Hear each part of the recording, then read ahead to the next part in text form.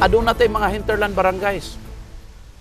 Unsa man ang posible natong himuon dito aron ang mga hinterland barangay dili man mga mangtugbong, dili mo lugsong pa dire. Ma-develop ang mga areas nga naa sa kabukiran. Unsa man ang atong himuon diha sa Midland, mao man ay mga buffer zone, mga food basket, kanang mga rice land diha sa Ubos, Larin, Puntod, Unidos, kanang mga eryaha, no? Ang atong matan-aw diha, unsa man ang posible natong intervention sa coastal barangays. Unsa man ang posibleng mahimo sa mga urban barangays. So kana siya ang imo diha ang pagpadayon sa pagkonsulta, pagtan-aw unsay posible pa nimong mahimo for an area development, integrated area development or kanang holistic ba nga pagtan-aw. No, mao ni akong kung mahimo pa diha nato mahimo ang tanan diha. So daghan pa ang angay, daghan pa ang clamor nga angay pagahimuon dan. Wa bay kabalaka nga niabot sa imong hunahuna nga kung pananglit dili kabuligan sa kapalaran maapektuhan ang paglaom cooperative tungod kay naka sa kooperatiba. Okay. Dan sa experience usab nako. Karon pa lang daan, no? I'm on leave with the co-op. Kagi separate nato ng co-op og ani imuhang pagdagan karon, no? So we manage the co-op professionally. Kaya kung imong matan-aw dan, nagsugod ta sa wala sa co-op dan, nagsugod ta sa uyamot. Other than the Paglaom Center, kaya ako man ang napatransform into Paglaom Community Development Foundation. Buhi pagyapon na dan, before, aduna na suporta gikan sa national o sa international organization, no? Dayon karon gitan-aw nato na sa atong panahon nga pagtan-aw nako unsay sustainability. Sama bas IBS-CBN nga na CBN Foundation, mga partner SM, SM Foundation, Metrobank Foundation. So kita na ako unsa may sustainability usab sa Paglaom Foundation other than the support sa mga pilantropo, mga sa nagkalain-lain nga mga supporters nato. So gi-organize nato ang co-op. And when we organize Paglaom Co-op, I was only sama ani naka-short lang ko dan. We started only with 2,000 pesos dan. Nga puhunan, kapital. O nga we shell out our own funds together with the 35 members nga mga indigent nato nga mga ginikanan, no? O kami nga mga staff nga nagsugod ana 2,000 pesos. Mao na siya wala siya ayuda gikan sa gobyerno dan. Ang pagtabang lang, pag-build up sa kapasidad sa puhunan diya o karon kaluoy sa Dios. We are now from 35, we expanded to 90,000 members all throughout Northwestern Mindanao. Og ato pa reach out pa ta sa Siquijor. Kaya nga ato dahil reach out sa Siquijor dan, kaya kung sito magpabuyag diri iugbok nato sa Siquijor. Ato iampo ba? Iampo ba nato, no? So ingon na ang iyang pag-uandan. Net asset karon or well, moingon ta dan og a total resources of 1.5 billion. Oh, so from 2,000 to 1.5 billion. Oh, so muna nagkailain ang iyang serbisyo dan. Agricultural, savings and credit ug uban pa.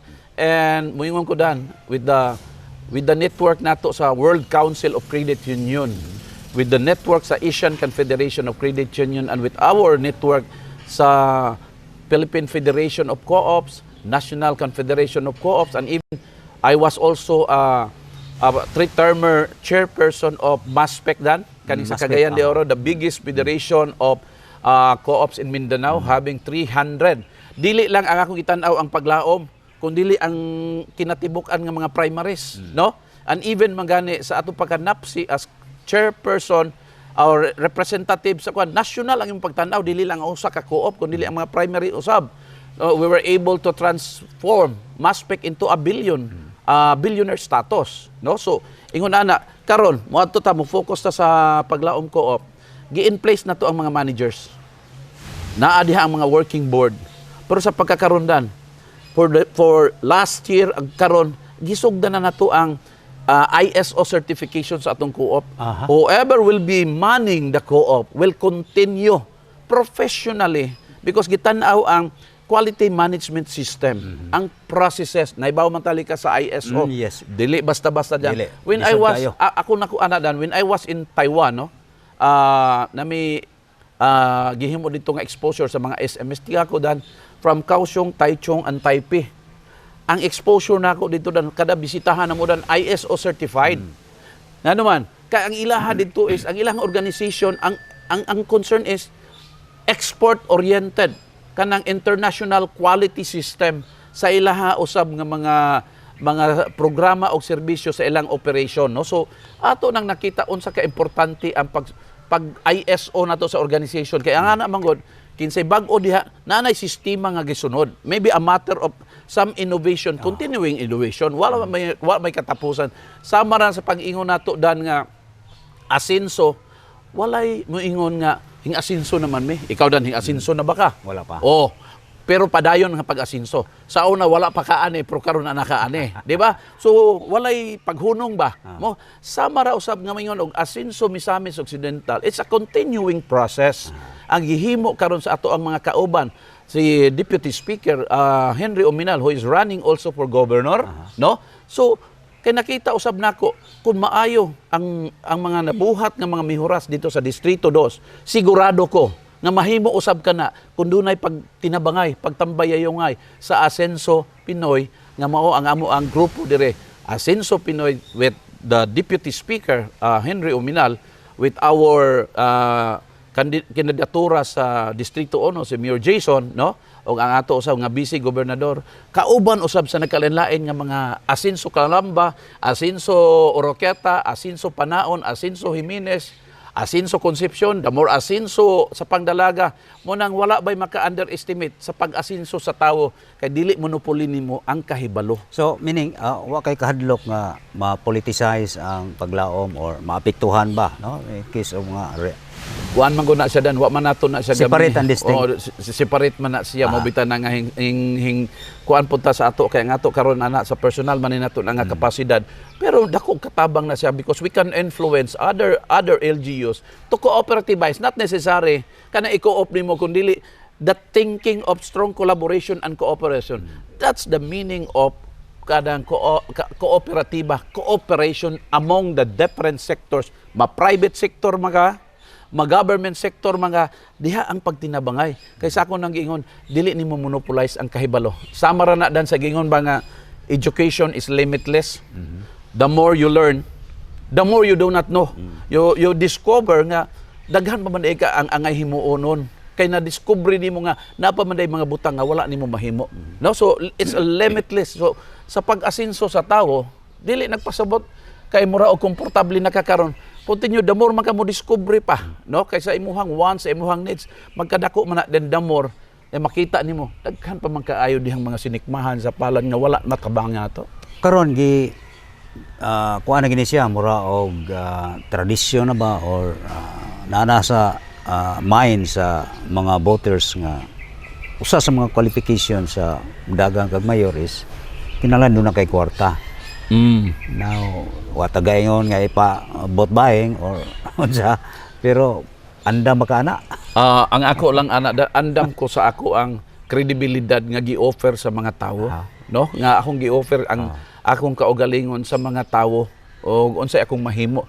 More than thousands tana ang ako ang gi-offer sa ilaha. Kay mo man ako ang gipanghinambog nga kuan. Well, og may tungod sa uban pa nga mga galastuhon ug uban pa.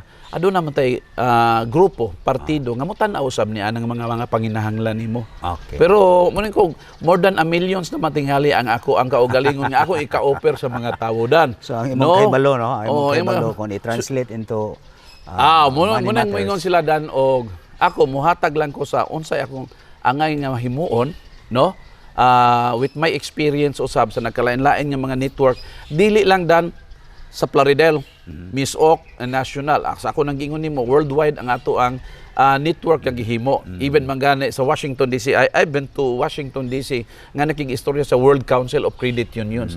It's a fortunate pud nga experience nga atong gi-present dito sa ila. So mo nang ingon ko dan is more than 1,000 man pud ni ako ang nahibaluan. Kay kana bang mingon tadan nga maay malay ka muhonghong nga si Bungo. Ang paghunghong nato walay katapusan, nakita nato nga dunay oportunidad, why not? No, even magani mo nang sa dilang honghong holding hands pa sa presidente ang atong gihimo para mapaabot nato. Kay mo ingon man gud si presidente mag-meeting mo alas 6 sa hapon sa Malacañang until 11. Muduol ni mo ng presidente. I've been working with the two president, Pinoy and Duterte. mo nga sa muduol before magsugod na siya diha ko Katong sa imong pagka napsi poverty, napsi representative muduol na nimo unsa man ang daga na sa atong mga barangay. Kumusta naman ang unsa may nangahimo diyan ana. So grabe ang iyahang amahanon bitaw nga pagtan-aw dan. No, sumunang diha ko na-inspire. And then we're able to connect with nagkalain-lain usab nga mga sekretary nato sa mga nagkalain-lain cabinet position. Kay di man ta maulaw dan. Ang ato diri karon og asan dapita nga posibilita nga makaduol, ma-present nato ang atong programa, ang atong intention, why not? Nganong maulaw man ta? Basta kana kaayuhan para sa mga tawo. Now, atong nahibawan nga ikaw mo'y nagdala sa during the time of Governor Remy Ramiro as Economic Enterprise Chairperson ka or CEO. CEO sa 5 ka mga hospital. Sa hinungdan nga nawala ka. Kuan mo gud na siya dan. Ngun ani lang ba? Napasok ta dito. So ang end goal nato na economic sustainability, no? Medical economic sustainability. Na dili lang magsalig sa pundo sa gobyerno, kundi mulihok yun. Mulihok. Oh. Kapag mo income. Para mo income. Murag sa kuan pa na self-sustaining, self-liquidating kung unsay mga puhunan nga imong gibutang. Ibutang nato karong tuig 100% nga gitan-aw nato nga munay funding gikan sa ato ang pangagamhanan. Sa sunod ana ato na po i-target nga sa sunod 20% ato na ma-generate. 80 ang gikan sa pundo sa panggobyerno, especially like for example sa province, 20% ang ato ang anang income nga ma-generate. Sa sunod, mahimo na po ng 70-30. Ang atong itanawa na nga magdako ang imuhang internal revenue income, no? Diha sa kuan sa paghatag og nagkalain-laing serbisyo. Pangutanan nimo ngano ko. Well, normal man gyud na siya dan nga kun dunay bag-o nga mga liderato, napo na sila mga concern nga gusto po nilang ipaabot, no? So, being a professional manager, I submitted also my formal resignation sa pag-take over nila aron makahimo sila ni Governor Philip atong pag nga makahimo sila sa ilang gusto usab nga himuon, no? Nga so, akong girespeto usab ang bag-ong namunuan.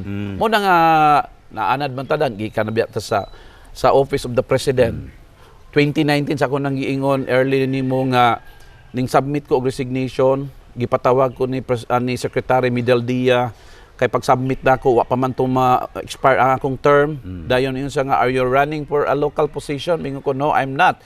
But I accepted a local position, no? Muna dawat to nako. So pag abot nila, and then formally I submitted my formal usab nga courtesy resignation and resignation to formalize also nga ako lang gi-present, naghatag ko og terminal report sa unsa man akong performance in a short span nga being a CEO of the Misamis Occidental Medical Economic Enterprise 2019, no? mga in a span no kuan lang less than a year. Pero na ba kay nahimong well, ang akong milestone diha nga kuadali na set up nato ang MOMI office, na pa-set up nato ang dugay ng clamor nga 3-phase nga wa man gani mapaandar ang ilahang 25 million worth nga CT scan ug uban pa nga mga facility na paandar nato kay na-connect nato siya. Na-connect nato ang iyahang kuandan ang mga facility nga posible magamit. So wala ba to'y mga pressure sa bag-o nga gobernador?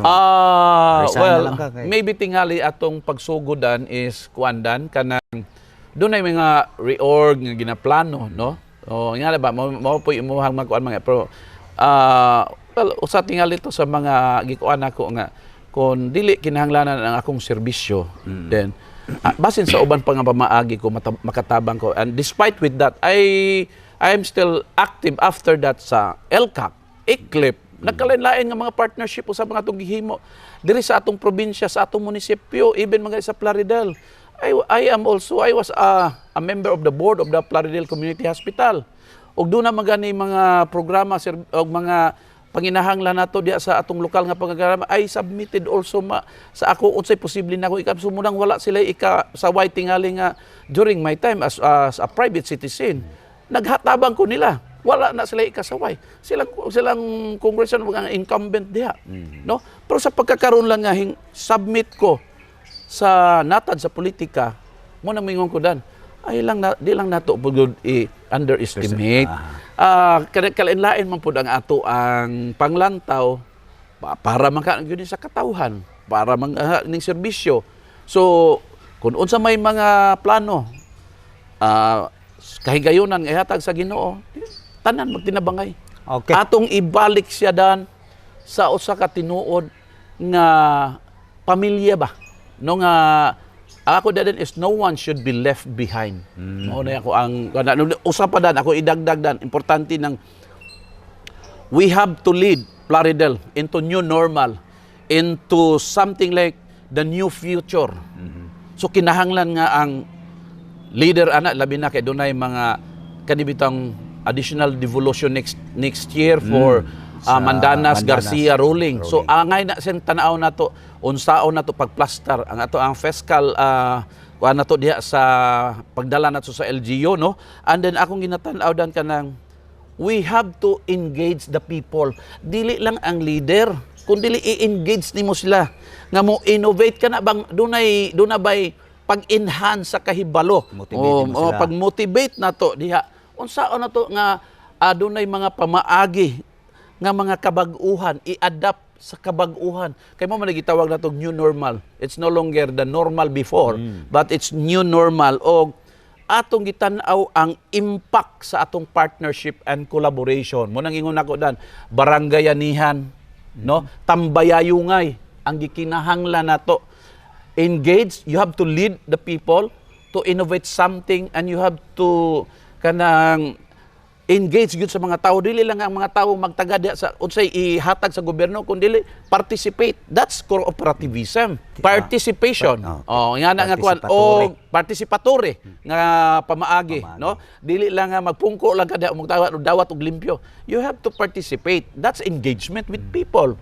And then kadtong ingon ako nga impact kay makita nato diha kun dunay paghatag og sakto nga paggiya dayon pag engage, sigurado makita nimo ang matinud-anon nga impact sa strong collaboration and cooperation sa tanang sektor diha sa katawhan sa Plaridel, sa Distrito 1 o sa tibuok probinsya sa Misamis Occidental, pinanguluhan sa ato usab nga grupo, no? Nga moingon ko nga dunay meeting of minds, no? Dunay meeting of minds with our governor running for governor, Henry Uminal, our vice governor, Michael Gutierrez, and then with our congressional candidate, former Mayor Jason Almonte.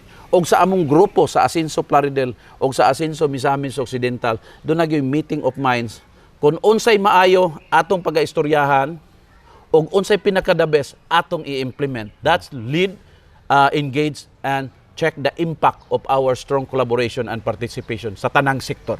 Okay, thank you. Good luck no sa imong candidacy. Parting words? Dan, thank you very much sa imuhang paghatag o kahigayonan. By the way, naata usab diri sa ato ang member usab sa atong chamber dan. Okay. Kaning ato ang venue karon sa Costa del Sol, no. Salamat sa ato usab nga membro sa chamber si Mercy si Harry Guantero nga naata diri karon pahigayon sa kuan kayo huwapo kayo nga venue ba, no. Hayahay kayo, no. Grabe pagka-green ang ato ang palibot karon. So mo na usab nga magpasalamat kog dako nya moingon tingali ko nga kung unsa ang plano sa Ginoo, basta maayo lang ang imuhang plano, no. I'm sure sa ako nang giingon, trust with all your heart sa Ginoo kay siya ang mapahiluna nining tanan. Og ako lang hangi usab sa mga tawo, gi-offer nako ang akong kaugalingon diha sa lungsod sa Plaridel, inubanan sa amo ang grupo sa Asenso Misamis Occidental. Sa akong grupo doon ako ika-istorya nga mingon ko ang among grupo matinud-anon gagalantaw usab gyud paghatag og bili sa katawhan og pagtan-aw holistically sa ato ang lugar sa lungsod sa Plaridel ug sa kinatibukan aron kitang tanan makakontribute sa kaayuhan nga gilantaw usab sa atong halangdong President Duterte nga aduna gyud pag-uswag, paglambo, no, pag-asenso dili lang sa atong lugar sa tibuok Pilipinas. Sa ato ang mingon ko sa kanunay nga ang Ginoo magauban kanunay sa tanan nato mga plano o magiya kanato more wisdom and guidance sa iyaha aron mapahiluna ning tanan pinasubay usab sa iyahang mga plano. Okay, mga higala, mayoralty candidates sa lungsod sa Plaridel, Gadwen Andomon. Kauban na to si Dodong Ricaborda, Danny Pilar.